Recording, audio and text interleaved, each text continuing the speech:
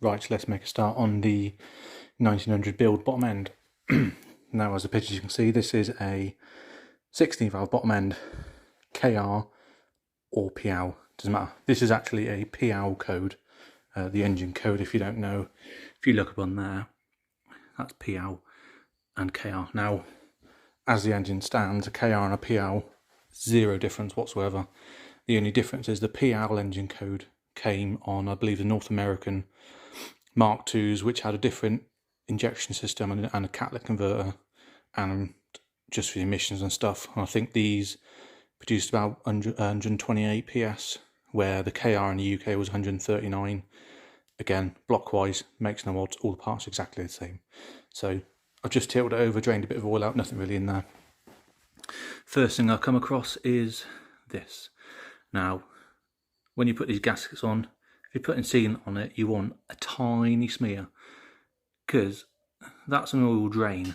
So the oil comes back in from wherever and can leak off down into there, because this is the filter housing.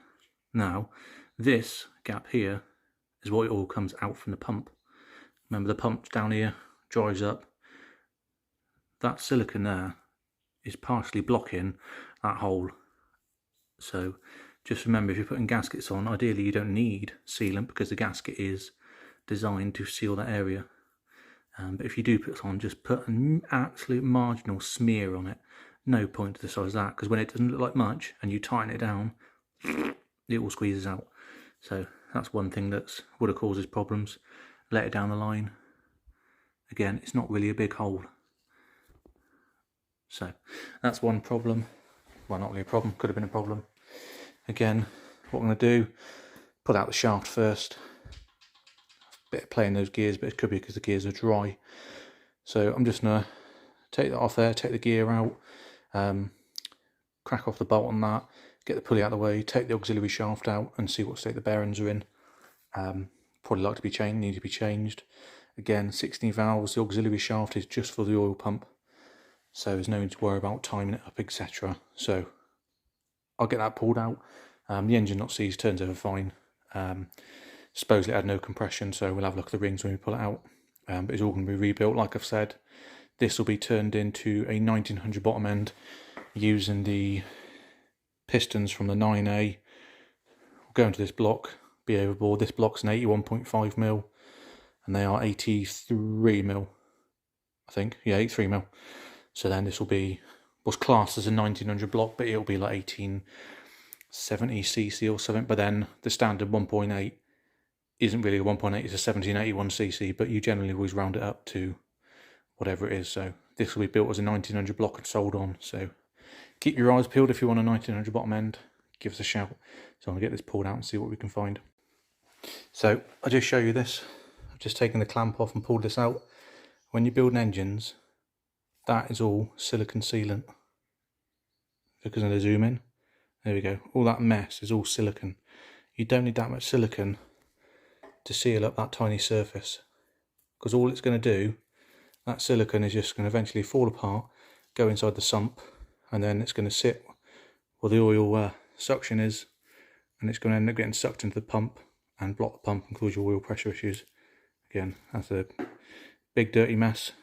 Again, tiny smear of sealant is all you need. Right, so we've taken the pulley off and the two bolts for the seal flange and the thrust area. So all we can do now is slowly move the shaft out.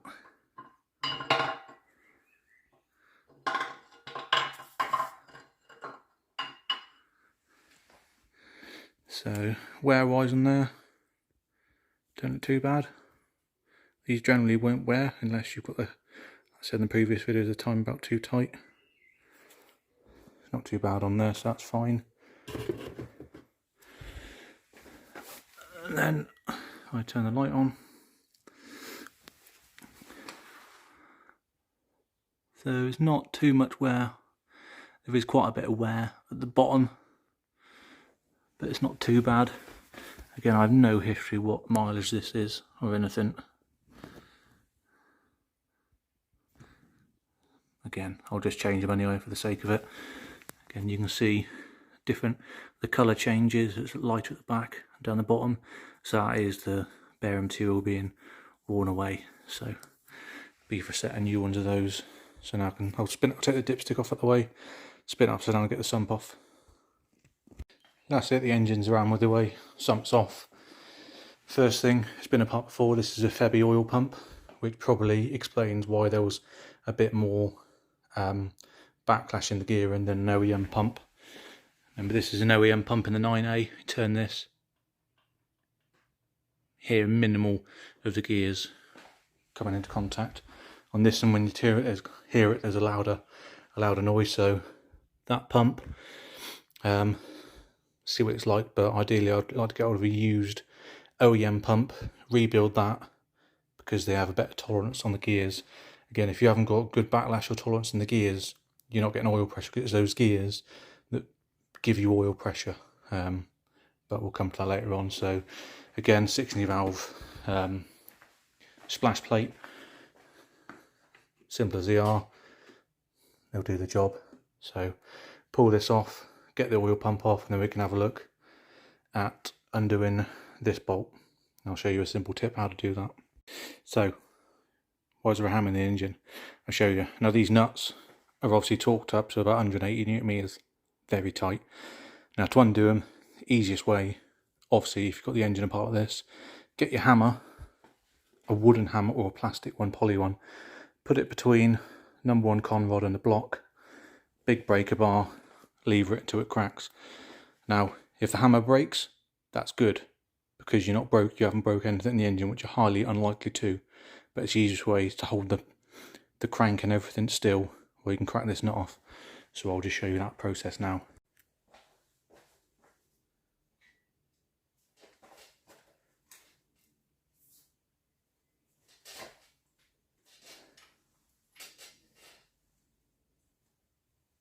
So once you've got those off, next step is to get the con rods and pistons out. 30mm socket on these nuts. Make sure we keep everything together, so those nuts and that cap, get the piston out, put it back together to keep it all in one, just for the time being. So just rinse through those, get those out of the way, and then onto the crank, undoing the main bearing caps, again keeping those in order. If you notice, they've got 1, 2, 3, 4, 5 in an order with the numbers at the back of the block, and they have to go back on the same point because they're all individual. So I'll get those pulled off now.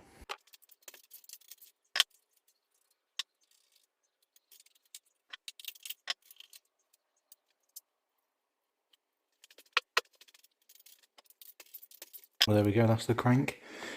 Con rods and everything out. It doesn't look too bad. Looks quite an even wear on the guides, not guides, big end bearings even. Too bad that end. Bores look pretty good, not worried about the bores, although we made larger anyway. Crankwise, so crankwise it looks good and clean. Probably doesn't need anything on these, not a mark on them really, which is fine. All that's going to need is just miking it up, making sure the measurements match up their intolerance. New set of bearings. Now there are some weird markings on this. That's got a bit of, it says Brazil, BR.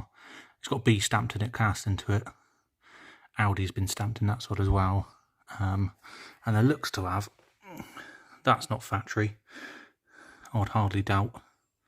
And there's a lot more drill holes in this crank than you'd expect on a standard one. So, at a guess, this has been balanced at some point. What also draws the attention to me is this. Now, from the factory, this would not have that on there. This is a little disc, which is glued on there, and it's for warranty purposes. So if the engine gets overheated, that glue melts normally, and that'll fall off. So if companies built this engine up, done whatever done to it, and then the customer complains there's X amount of time left, I don't know, 100 miles down the road, oh, my engine's overheating, it's rubbish. They get the car back in, that's fallen off. It's because the engine's been overheated and that's come off. And when you buy an engine normally, there's not strict, but certain guidelines. They'll say, right, just give it 500 miles, bring it back, do an oil change, and then it should be nice and good. So if they've gone out, ragged it straight away, overheated, not by coolant, by the engine not being able to get its lubricant around the things properly and get itself bedded in, it will overheat that way. So that's what those off you were thinking what they are. So yeah, I guess this engine's been apart before and something's been done to it. Might work out good for us, because obviously that crank has had something done to it, and those pistons have got that mark on there, which could be, it looks like a caster mark, but a bit strange. But I'll check out part numbers, measure the pistons, and just see where we're at. So that's where we're at the moment.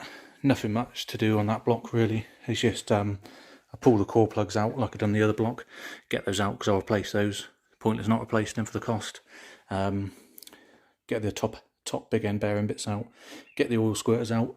The oil squirter is that little bit there, and what it does, as soon as you've got a certain amount of oil pressure, spring pressure, it pushes the oil pressure pushes the ball off the seat and sprays oil out of that, all of them, at the bottom of the piston to aid in cooling and lubrication. So that's all we can do. Pull those out, get the rest of the shells out, knock the auxiliary shaft bearings out, dipstick out, everything out we need off for it, and then I'll probably give it a good degrease and clean down, and then that's that block ready for machining, which means I need to strip that back down, head off, turbo off, that lot, pull the pistons out. I just need the 4 pistons out of it. They'll be ready to go with that for a machine shop to have that overboard. Then it's just sourcing bearings and bits and bobs to get it all built back up. So thanks for watching. Any questions, stick them in the comments, happy to help, and I'll dig out. I'm going to dig some part numbers out on these and see what we got, see if anything's been done to it, and we'll go from there. So cheers, bye.